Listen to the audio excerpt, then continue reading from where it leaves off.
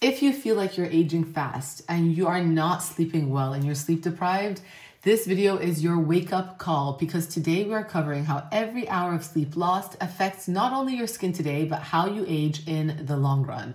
Who the hell am I? I'm Dr. Shereene Idriss, a board-certified dermatologist, and you've landed on Pillow Talk Derm, where we do this thing every Saturday morning at 10 a.m.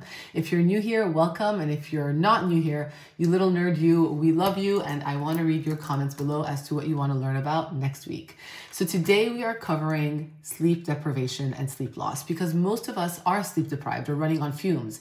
And we try to make up for that sleep loss during the week on the weekends, where we try to get banking on our sleep for the debt that we've accrued throughout the week. But the reality is you are never going to make up for that sleep lost over the course of the week on a single night or 2 nights over the weekend, because just like our skincare, with our sleep, it's about consistency over intensity. Going 12 hours one night a week versus 3 hours every night of the week is never going to make up for those hours lost in the long run. In fact, another way to think about it is you're like a sinking ship. Unfortunately, we are all sinking ships, and we have a hole on one side of the ship and water accumulating on the other side of the ship. And instead of patching that hole, we're trying to shovel the water out, and we will never catch up because the hole hasn't been fixed. And that hole is our lack of sleep on a weekly basis. And therefore, we have to rethink how we're sleeping, because skipping sleep in your 20s, you can recover. But as you gain wisdom in your 30s and 40s and 50s, it's like you're skipping a basic step like moisturizer in your skincare routine. So what happens to your skin overnight as you go to sleep? Our skin goes into its most important mode, our recovery mode. Overnight is when we have our most intense repair and regeneration of our skin, and the term beauty sleep is a very real term. Consider sleep your internal beauty treatment that allows your skin to regenerate itself, because as you go to sleep at night, your body temperature drops. When your body temperature drops, so does inflammation. Cortisol levels are low at night and they peak early in the morning. So as you have that drop in cortisol and your inflammation goes down, our blood is recirculated to our skin to send the nutrients to our skin so that we can wake up with a healthier glow and better hydrated looking skin. This is all a process that happens overnight, and if you don't sleep, it falls apart. There are 3 essential hormones that fluctuate at night that allow our skin to look its best, not just the next day, but hopefully in the long term, and that slows down that aging process. Number 1, growth hormones. This peaks during our slow wave sleep cycle, earlier in the sleep cycle, allowing for our tissue repair to happen, muscle growth to happen, and overall recovery to happen. It is essential. The second one that goes up overnight and then drops earlier in the morning is melatonin. Melatonin allows our bodies to relax, allows us to go into a slumber, allows our bodies to fall asleep. Melatonin is also a very powerful antioxidant that helps to repair the damage of the day. So not only is it allowing us to go to sleep, but it's helping our bodies fight those free radicals that want to cause havoc in our system and our skin. And it's super important that you understand this, because it peaks around 3 to 4 a.m. and then it drops when cortisol rises.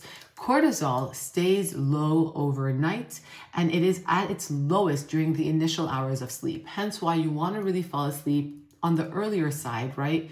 Around 9, 10 p.m. ideally, so that you can have a longer time of low cortisol levels in your system while you are off.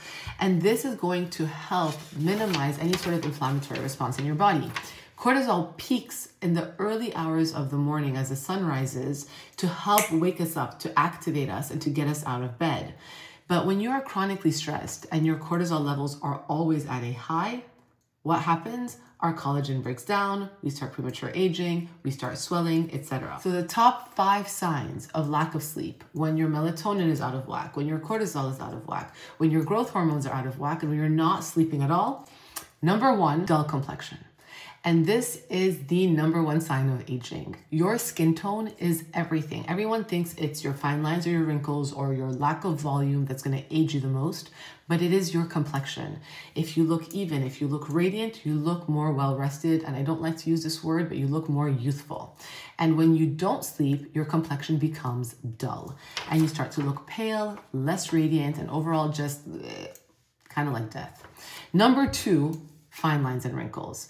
As we do not sleep, right, we have increased cortisol levels, we become more stressed. It slows our overall collagen production, and we lose our skin's elasticity and bounce and youthfulness, and we form fine lines and wrinkles. Number 3, dark circles. Remember what I said about sleep and your body temperature dropping, right? And inflammation going down and cortisol being at its lowest. If you're not sleeping, that body temperature is not dropping. Cortisol is going to be high. You're going to get inflammation, and our blood vessels are going to dilate, especially in our areas where our skin is thinnest, and we're going to look exhausted. Number 4 is puffiness. And so with inflammation comes fluid retention, and we start to look like puffballs. I certainly get extremely reactive around my upper eyelids and my lower eyelids, and you can tell in a second when I am exhausted and I have fluid retention in my face and my face looks swollen. And number 5 is dryness, because what happens when you don't have your melatonin and your growth hormones and everything, we don't make our internal hyaluronic acid, which is essential in holding on to hydration in our skin, and our skin starts to look dehydrated, we get flaky, and we feel less supple. So what can we do then to improve our sleep? There's a couple of components that you can do. We're going to start off first with supplements, followed by hygiene tips, sleep hygiene tips, followed by a couple of bonus pro tips from personal experience. Number 1, when it comes to supplements, especially if you're a woman entering your perimenopausal years, maybe starting in your mid-30s or even early 40s, is micronized progesterone. And this is super important because our internal hormones start to shift in perimenopause. And when progesterone starts to drop, we do not fall asleep as easily. So taking micronized progesterone can really help, especially if you're perimenopausal or in menopause, to help to reduce the time it takes to fall asleep, but also to increase the quality of your sleep. I would strongly recommend that you consult with an OBGYN or your primary care physician before you jump into this world, because again, I do not know your full medical history, but if you're scared of taking it, I don't think you should be scared personally, but I do think you should understand your medical history and follow up with your physician. Also, maca root, which is an effective supplement to help reduce stress as well as balance your hormones, and it helps to promote your own progesterone production. 3 is melatonin, which a lot of people take to help to reduce their time to fall asleep, but it doesn't necessarily increase your quality of sleep. And this is generally safe in the short term. Let's say jet lag, you're not sleeping very well because of work, just in the short term. Take it anywhere from 30 minutes to an hour before you want to go to sleep. Anywhere from like 0.5 milligrams to 3 milligrams. I took a 10 milligram once and I died the next day. Curable, and I will strongly advise you to avoid prolonged use because it will disrupt your own natural melatonin production, and that can have longer term consequences that you do not want. Magnesium is another supplement that a lot of people swear by. I've recently started taking magnesium glycinate, which is a bioavailable form of magnesium. There's also magnesium citrate, and they're less likely to throw off your own internal hormones, and they help to just relax your body and improve the sleep duration and quality of your sleep.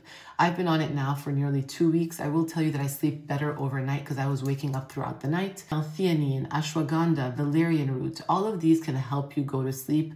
But the biggest thing I will say is do not become dependent on these supplements. And ideally, you're going to be helping yourself through your sleep hygiene patterns. But always, always, always talk to your healthcare provider. Going into sleep hygiene mode, and this is something that I have been working on over the past year or two, and if you follow me on Instagram, you probably noticed it because I used to do Pillow Talk Derm late at night, like 11 p.m. in my early 30s, and I've been doing this now for nearly 7 years. Even though I could make up with 4 hours of sleep in my 30s, in my 40s, it's much harder to recover the next day. So number 1 is turning off the blue light, phones, anything that is super stimulatory, at least 45 minutes to an hour before you go to sleep, right?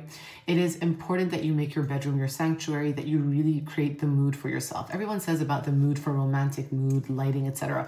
But it's not about that. It's about being romantic with yourself and romancing yourself so you can go to sleep.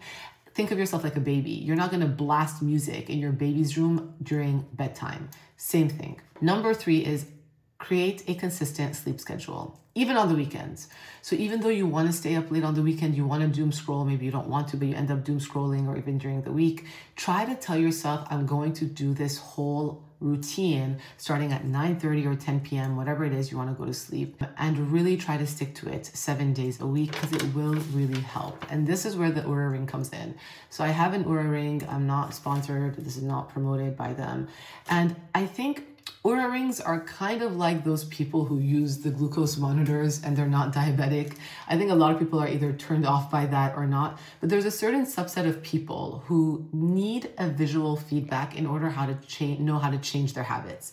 We all know, for example, sugar is bad for you. We all know that drinking alcohol is going to mess up the quality of our sleep, but some people need a visual feedback in order to understand how their sleep is being affected so they can shift their own perspective. And so this is where the Oura ring comes in. And you can see that even before I took the supplements, my sleep was very choppy.